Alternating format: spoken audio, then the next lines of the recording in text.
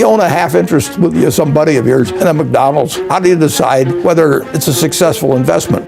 Well, if the snow's 2 feet out and there's no business today, do you say, well, I made a terrible deal? No, you look at how it's performing as a business over time, how it's doing versus the competition. I also want to touch on cryptocurrencies. I know that you've had some negative feelings about them, but now Wall Street institutions seem to be dipping their toes in, and I wonder, A, if you've changed your mind at all, and B, one of the biggest mysteries in America, what did you tell Katy Perry about well, cryptocurrencies? That's between me and Katy. I guess so, because it said that you guys talked about cryptocurrencies, but none of us know what you guys said. Well, we did. Okay. But I will answer your question about it. But there's two kinds of items that people buy and think they're investing. One really is investing and the other isn't.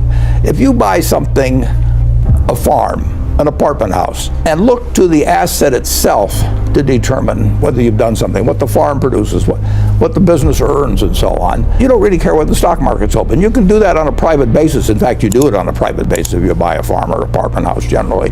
And it's a perfectly satisfactory investment. You look at the investment itself to deliver the return to you.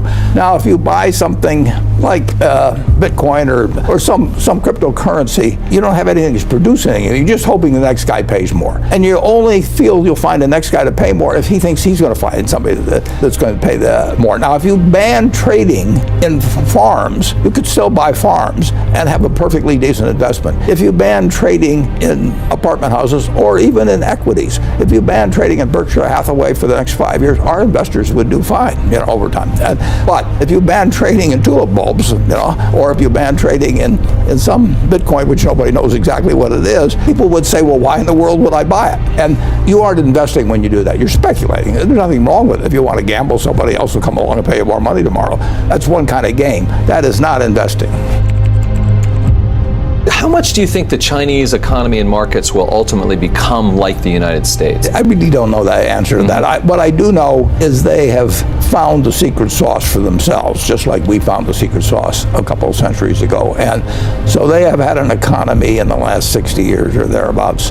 They have unleashed the potential of their citizenry. And where for really centuries they did not progress that much economically for overwhelming portion of the population, what they've done in the last 50 or 60 years is a total economic miracle. I never would have thought it could have happened. But the truth is, they're as smart as we are, they work as hard as we are, and they can have growth in the economy from a lower base that will exceed ours percentage-wise for a long time. And I mean, they're destined for a fine economic future, just like we are. How do you tell the difference between reasonable and unreasonable fear? So in other words, the stock's down, maybe it should be down. Well, you just keep looking at the facts. I mean, you're looking at a business. That's the important thing. You don't look at a stock chart. I looked at stock charts for years. I used to have a lot of fun doing that. I was kind of groping around for a philosophy. You look at the business. I mean, how do you decide if you own a half interest with some buddy of yours in a McDonald's store? How do you decide, whether it's a successful investment? Well, if the snow's 2 feet out and there's no business today, do you say, well, I made a terrible deal? No, you look at how it's performing as a business over time, how it's doing versus the competition. The important thing is to be able to define which ones you can come to an intelligent decision on and which ones are beyond your capacity to evaluate. You don't have to be right about thousands and thousands and thousands of companies. You only have to be right about a company. I don't have to understand all kinds of business. There's all kinds of business I don't understand, but there's thousands of opportunities there. So I can wait there and look at thousands of companies day after day, and only when I see something I understand and when I like the price at which it's selling, then if I swing, if I hit it, fine. If I miss it, it's a strike. And it's a terrible mistake to think you have to have an opinion on everything.